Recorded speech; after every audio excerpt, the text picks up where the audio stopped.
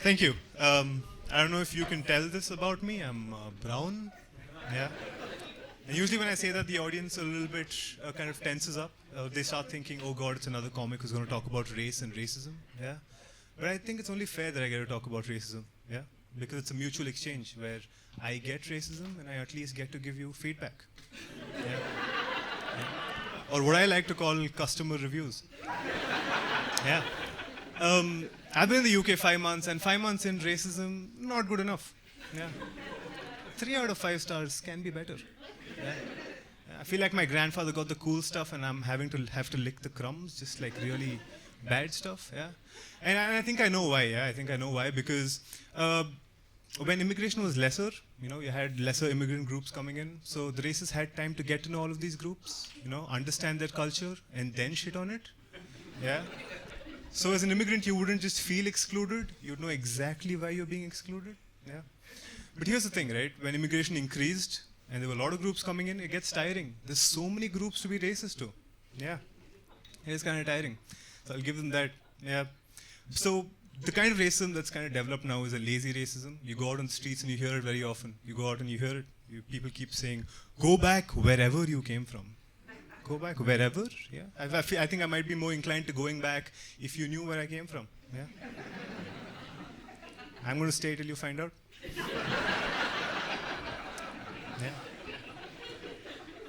And I was on the underground the other day, yeah, and it was me and this Mexican friend of mine. He's 5'6", brown, so pretty similar. I'm kind of taller, but pretty similar, yeah.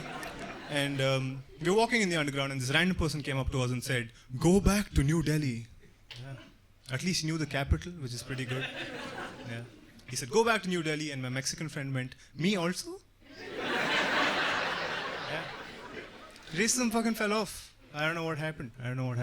But maybe I do, because here's the thing, right? Earlier people had incentives to be a racist. Yeah. If you were a racist, if you were a white person being racist, you'd get a whiter robe. Yeah. Yeah. For those of you that don't understand what I'm talking about the Klan. Yeah. The Klan's a group, if it existed today, I wouldn't be on stage. I would be elevated, just not on stage. But you know what, I'm going to be honest. I think racism would work out really well if people start handing out some incentives, Maybe start giving out free parking spots. It might just work really well. Yeah. Anyways, but to be very honest with you, I still think these are scary times to be a brown person. Really scary times, yeah. And I'm particularly scared when I'm at the little supermarket self-checkout. Yeah? Yeah? Usually when you're at the self-checkout, anybody has to be quick and efficient because there's a line behind you can't hold them up. But when I'm there, I don't do it too quickly or too efficiently because I'm scared that they'll hire me. Yeah? Those people that you see with the vest there, yeah? You don't need anyone to guide you, you're not blind. And if you're blind, you're not going to the self-checkout.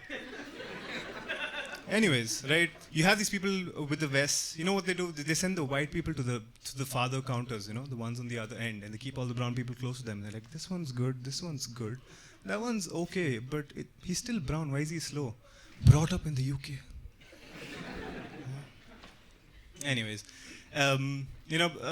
after coming here, something I've heard a lot about, people talk a lot about mental health, yeah, and a word that keeps coming up is intergenerational trauma. Right? Trauma that passes on from one generation to another. As an Indian man, I don't understand this, right? Because back home, we have joint families. All the generations create trauma together. Yeah? Yeah. How it goes is, I'm getting hit by my dad and my granddad standing in the corner like, you're not doing it properly. Yeah. It's a cycle of physical abuse and my dad's getting emotionally abused. Yeah. I just want to stop getting hit and my dad wants his dad to tell him that he's proud of him. Yeah. I've spoken a lot about race and all of that, so I'm going to go into a lighter topic for now. Yeah. Gender reveal parties.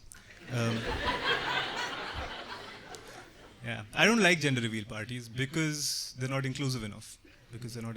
Yeah. Like gender reveal parties, someone's holding a balloon, another person pops it, a color comes out, yay, right? Yeah. But what if someone gets an abortion? Oh. What if someone gets an abortion? I think someone should come and cut the string and the balloon just floats away.